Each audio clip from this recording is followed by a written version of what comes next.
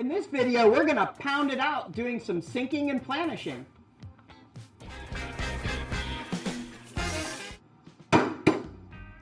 And so it goes pretty quickly. You can see that we're already getting a shallow little dish form there.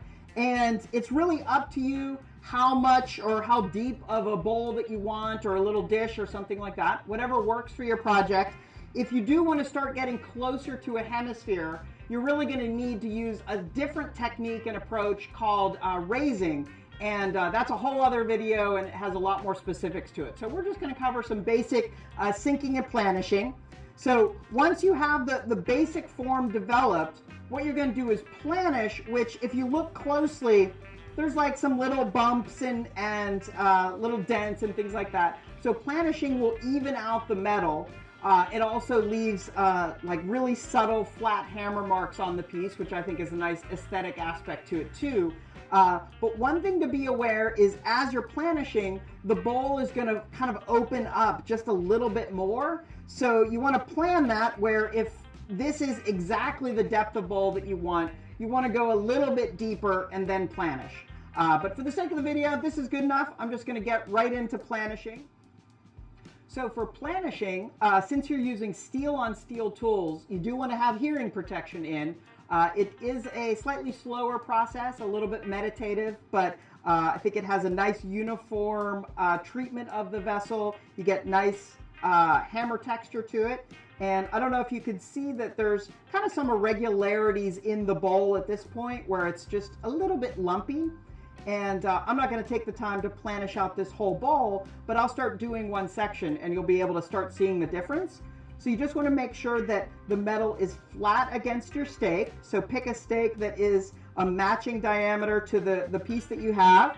And then you just want it to be pinching the metal ever so slightly, nice and flat, and just even strokes all the way around, overlapping blows. But if you don't have it flat against your stake, what you can end up doing is actually just denting your metal even worse. So make sure that it's nice, flat against the stake.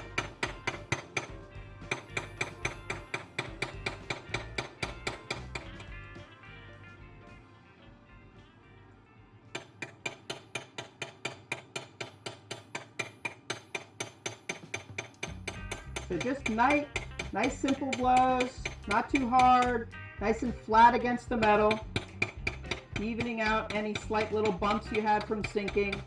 The other thing this is doing is it's also hardening the copper. So if you do drop it in the future, it won't dent as easily.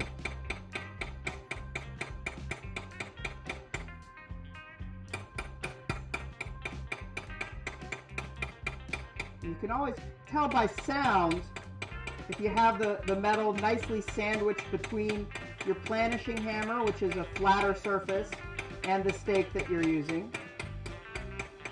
Or if it's not matching, you can see it's kind of a deader sound, and that can actually put more dents into it.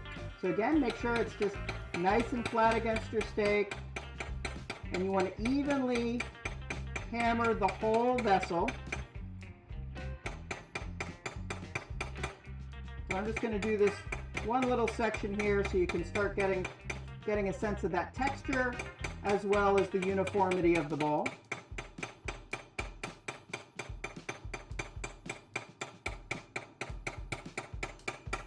All right, so I think you're starting to get the idea there. Hopefully you can see those overlapping hammer blows to the copper. And what you would want to do is carry that over the entire piece, and that'll give a nice uniform texture to the piece. It'll also even out any of those bumps, and it'll also harden the piece so it'll be more durable and less likely to dent in the future. So that's a basic intro to sinking and planishing. So good luck with that. Hope you have a lot of fun. If you enjoyed this video, please be sure to hit that subscribe button so that you can hear from me when I post future videos. Thanks for stopping by.